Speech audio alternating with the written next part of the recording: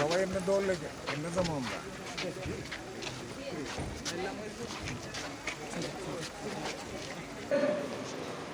Şurada.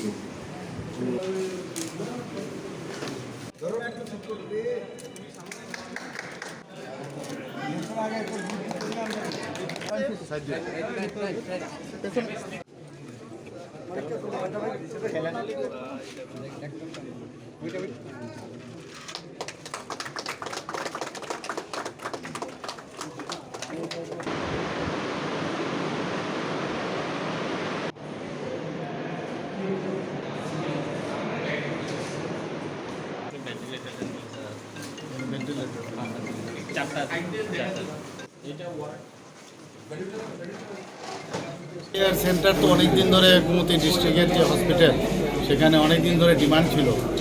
তো এটা প্রায়শ আমি খবর রাখতাম, এখানে মাননীয় মন্ত্রী মহোদয় আছেন রণজিৎ সিংহ রায় মহোদয়, উনি প্রায়শ বলতেন যে এটা যত তাড়াতাড়ি সম্ভব এটা কমপ্লিট করার জন্য।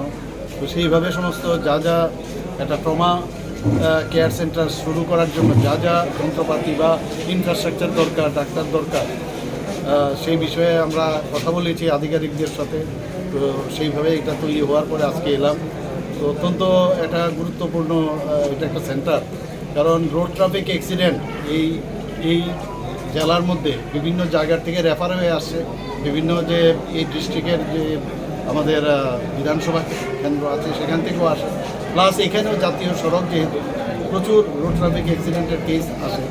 ট্রমা সেন্টারে মূলত রোড ট্রাফিক অ্যাক্সিডেন্ট কেসেরই বেশি আসে। তো তাছাড়া কেউ যদি হাইট থেকে পড়ে যায়, আমি নিজেও একজন ডাক্তার, আমি জানি। হ্যাঁ, তারপরে অ্যাসাল্টের কেস অনেকগুলো আসে। তো এটা খুব ইমার্জেন্সি সার্ভিস, একদম মানে র্যাপিড, যাকে বলে র্যাপিড ওয়েতে একটা সার্ভিস। বহু লোক এই ট্রমা সেন্টার না থাকার কারণে বহু লোক এসে হাসপাতালে মারা যান। তো এখন এখানে যে সুযোগ সুবিধা আমি দেখলাম, একবার যে ক্রাইটেরিয়া আছে একটা মানে ট্রমা সেন্টার করার জন্য সব কিছু এখানে আছে। তো পেশেন্টের জন্য সুবিধা হবে, ডাক্তারবাবুরও ঠিকভাবে পেশেন্টকে হ্যান্ডেল করতে পারবে। একটা হিউ অ্যান্ড ক্রাই হয় যখন হসপিটালে আসে, বিশেষ করে যারা এই ধরনের পেশেন্টরা আসে, তার সাথে পেশেন্ট পার্টিও আসে, সবাই চায় আমার রুগীটা যেন বেঁচে যায়।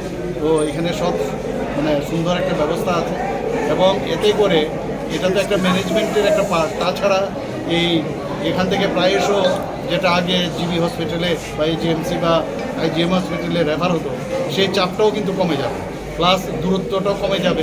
তো আমি শিওর যে সাউথ থেকে আরম্ভ করে গোমতী ডিস্ট্রিক্ট থেকে আরম্ভ করে বিভিন্ন সব জায়গার মানুষের জন্য এটা সুবিধা হবে। I am happy. আমি যা দেখলাম ইনফ্রাস্ট্রাকচার, আমাদের আধিকারিকরা, সেক্রেটারিতে শুরু করে আমাদের ডাইরেক্টর থেকে আরম্ভ করে আমাদের এমএস, তো সবাই দেখলাম যে তারা ভেরি উৎফুল্ল আর ভেরি হ্যাপি, আর আমি তো নিজে হ্যাপি।